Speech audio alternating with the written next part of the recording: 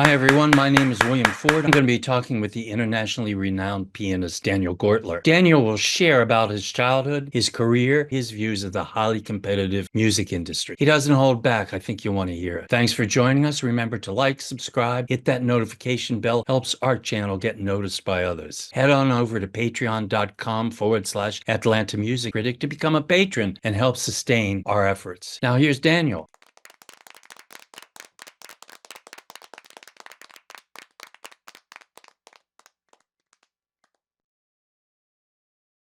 How are you? I'm good. How are you? Pretty good. Where are you exactly? In New York. In New York. Okay. All right. Yeah. Well, hey, good to meet you. Good to meet you. Thank you for the interview. Where exactly were you born? So I was born in Tel Aviv. I'm an only child. The family's Holocaust survivors. They all came from Poland. No one is a musician in the family beside my aunt, who was a music lover in Warsaw. And she would go to operas and so on. And when I was a baby, I was told that all the time with the radio transistor in my ear. And I remember her singing for me arias from operas. And then at the age of 4, this is the first thing that everybody says, oh, he's so musical. I was in a competition for children. And what I did at the age of 4, I was singing the Sanremo songs in Italian, songs that I hear in the radio, and she sang for me. And without understanding a word in Italian. And then I won the prize of the Prince of Israel at the age of 4. And I actually started my career in Israel and playing, teaching, studying. When did you start to play the piano? I started to play the piano at the age of 7. That aunt took me to a piano teacher, and I was studying. She was my only teacher. There was a concert at the conservatory. I was in the middle of this student concert. I played and the electricity went off. But I continued to play in the dark, the pieces that I played. They all say, this is a wunderkind, and blah, blah.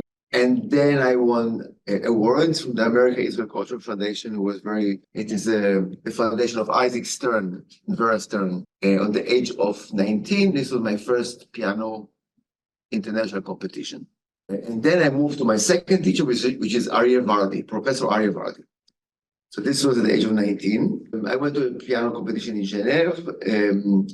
I won second prize. Then I went to Munich. My professor wanted me very much to go to Munich. It's a very good competition, ARD. I didn't want to do that because it was the headquarters of Hitler, and I didn't want to go to Germany. And so it was a big resistance. And for us, young Israelis back then in the 80s, but he convinced me and it was really awkward because the conservatory in Munich, again, was the headquarters of Hitler, right there with the square. And it was really strange. And then I won the second prize. So I was at Tel Aviv University in Tel Aviv. It was the Rubin Academy. Now it is the Meta Buchmann School of Music. And then my professor Vardi, he was teaching also in Hanover. So he took me also to Germany, and I was finishing my study in Germany, in Hanover, at Musikhochschule, which is very well known in Europe. It's a very good school. And then I also started to teach, besides playing, back in Tel Aviv Academy. 12 years ago, I had to do a decision between moving to New York or staying in Israel, because I got a green card in New York, and it was a very difficult decision because I couldn't stay in New York and still teach in Tel Aviv. It was difficult to maintain the position. When you were growing up, what did your friends think about you playing the piano? It's a good question. I tried to be normal. I was not one of those who be 8 hours on the piano and no social life. I actually couldn't sit on my butt more than 2 hours, 3 hours. I had to go. It was until today, it's very difficult for me to practice for a long time. I have to stop coming back. I cannot sit for 3 hours on the piano. It's very tiring, also for the body and for my head. So I was pretty normal, but of course, a little bit more fragile with football or basketball or sport. I didn't like sport so much.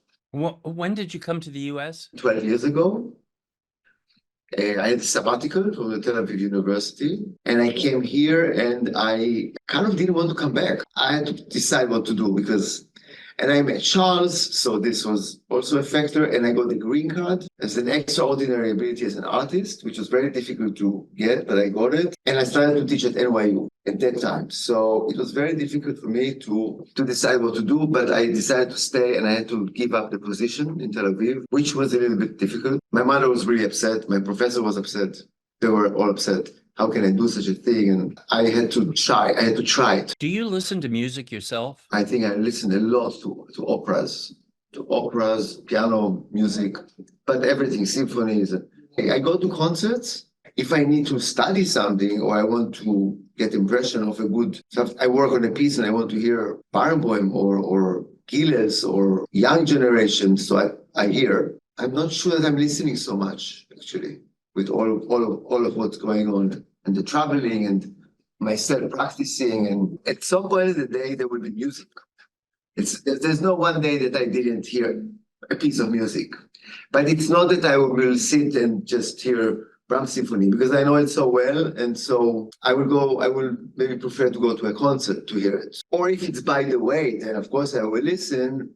But I kind of feel I know it. Do you have a favorite composer or composers yourself? I need to say maybe 8 of them that I really love because I can't say 2 or 3. It's impossible. But I think for me, the greatest, I mean, Bach, of course, I don't play so much Bach, but of course, Bach is, but I would say Mozart, Beethoven, and Brahms, and Schumann, and Schubert, and Rachmaninoff. Well, with the operas, of course, there's Puccini and Verdi, but if I'm talking about piano playing, piano repertoire, maybe Chopin and Mendelssohn. But that's it. I don't go so far in the 20th century. I appreciate, but it doesn't speak to me so much as all the composers I spoke about. You've done the recordings of the Grieg lyric pieces. How did that come about? So I think it was during COVID, because COVID put us at home and I didn't have anything to do. And so I was like all of my friends and musicians, all what we did is just played for ourselves in our salon for maybe one person who was your partner or your mother, and I read music. So I went to Scriabin, I remember to all the French repertoire, some like all kind of composers I didn't touch usually, Poulenc, mazurkas, but Scriabin. I didn't know so much of them, and I discovered so many mazurkas, so many small pieces of Scriabin that it's amazing. And then I came to the Grieg by chance. A friend told me about Grieg, and she told me about actually a piano technician from Stanway. She told me, listen, this Grieg, you have to listen to Grieg with Gilles, with the lyric piece. I think it will really fit you to play them. I was mesmerized from the beauty of them and started to get in it. And again, COVID, it was a long time, 2 years. And so I just had 20, 30 of them playing. So I said, okay, the next time that I have a concert, I will play them. And I think because I had the time to get so into them, I felt that I need to record them. For example, I recorded also the Song Without Words by Mendelssohn, the complete cycle. And all 48, like some years ago, and also recorded the Schumann album. I recorded in the Jerusalem Music Center, which have a very wonderful studio. About the Grieg, because the tonmeister, David Haddad, he recommended me to contact Prospero because he was working with Prospero and he made the shidduch between me and them. And they liked the idea, and that's how Prospero came to this, through the sound engineer. You can't without knowing people. Actually, in our world, it's not possible. It's actually more to know people than anything. Yeah, and it's tiring. When you went to do the recording, did you have like a day or some period of time for setting it all up? So I think I had an experience what I did with the Mendelssohn Song Without Words, that there are 48 of them. And I remember how it was the process back then. And the process was I knew that I can, and those are basically kind of the same genre, means 3 minutes each song or each lyric piece. So I had already the knowledge of be able to record the 5 a day, 5, 6, depends. But so 2 break and 3, or I need at least 5 days and 5 or 6 days. But then I decided, as I did with the Mendelssohn, not to do it in 5, 6 days. I thought I would do the 2 sessions. So it took time. So I did 1 session of 3 days, and then after half a year, prepared the other session of another 3 days.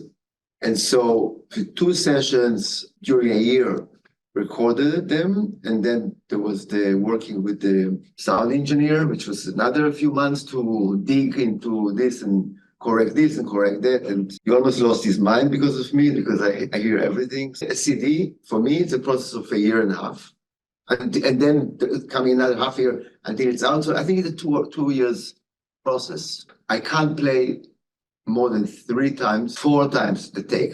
When I play the 5th time, I will not improve anything anymore. I did everything. So first, usually, for me, it's a take that I actually want to hear myself and hear the comments of tonal maestro. I understand some things, maybe with the tempi, maybe with the sound, maybe some corrections. And usually with me, 2nd take is good, and 3rd take is really better, and 4th start to be not so good anymore because it's already too much. And then it depends on the sound engineer if he wants to correct things, which usually is, then it starts to be really annoying because you have to, it's like to jump to the target and if it again and again. And when you go back and listen to it, if you go back and listen to the recording, do you think that's the best representation of you? Yes, it's a different thing, of course. I think a recording is like a package. You know, it's like it's good. The sound is wonderful and it's clean and there are not any mistakes. It can be lovely and beautiful and even very impressive. Things can happen in a live concert that you know, and I know that can be more. Maybe it's not perfect, maybe it's, but there are moments that you really feel that you give something and then the audience gets it, or you make people cry, or because there is this moment that of this live atmosphere that someone is transforming an emotion or energy or meaning or sound, and then the audience gets it. So there is a connection, and it's hard to do it in a recording. Recording is more sterile and more perfect. Right. But I think it's good. It's better quality, maybe, of sound. It's pleasant. So those are 2 different things. I know you've done some concertizing and played with various orchestras here and abroad. Have you ever had a performance when you're over and you say to yourself, oh, that was terrible? Absolutely.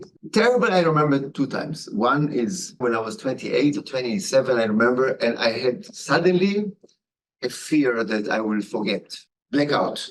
It just came. It actually came when I started to play with the big orchestras like Michael Tessin Thomas and New World Symphony and Rachmaninoff II. I remember that time, the stress that I'm going to have a blackout and what is going to happen. That's the end. Do you think anyone noticed? Because the body language and some panic and people feel, maybe musicians feel, maybe people, but I feel. I mean, so I feel that they feel it. So it doesn't matter if they notice or not.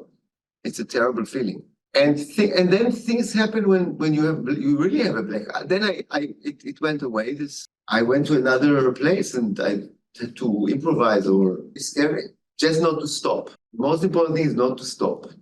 Just to somehow navigate and breathe. One of the things I notice about myself is that if I watch myself as if I'm external to myself, in other words, I'm doing something, Right. but also part of me is watching me do it, Yeah, worst combination ever. Yes. I mean, it never works well. And in music, in playing, it's even impossible because you are in it or you are not. The hands, the figures, and the emotions, and everything goes so fast in the memory. And usually we play without music, so you have to be very focused on memory. I mean, when you start to go outside and think about, oh, how do I feel? And that's very bad, actually. That's really bad. Or how is the audience or the light or something, the noise, or that's really bad. Because actually you're not, then it starts to be worse because you talk to yourself and while. Is there anything else that you particularly would like to comment on? It's very difficult times in the world, in all aspects, but also for musicians, for opera singers, for dancers, for theater people, for pianists. The competition is impossible. The chances are less. There's less audience that is appealing. There's less education, less and less budget. Here we're not in Germany. In Germany, they're still keeping it, but it's very sad. I mean, I'm negative, but that's what I feel, that I'm actually struggling, and the world is not helping us artists, but on the contrary, it's just becoming more difficult, and you are like a survivor in this field. It's like really, but on the other hand, when people ask me, what will you do if you don't play? I don't have any answer. I don't know what I do. I go to the gym, but what will I do without playing or music? I have nothing to replace it with. So we're kind of trapped in a very difficult profession. But thank you that you and people like you exist, that you're interested actually to hear us and to have a broadcast. This is very unique for me too. This doesn't happen every day. So I think this is very encouraging that you're doing it. I appreciate that. And I thoroughly enjoy doing it because I've been able to listen to some of the greatest artists in the world, and it's fascinating. I do really want to thank you for the time that you've spent. Me too. It's very lovely. And please keep interviewing us. Thank you so much for your time. Thank you. Bye-bye.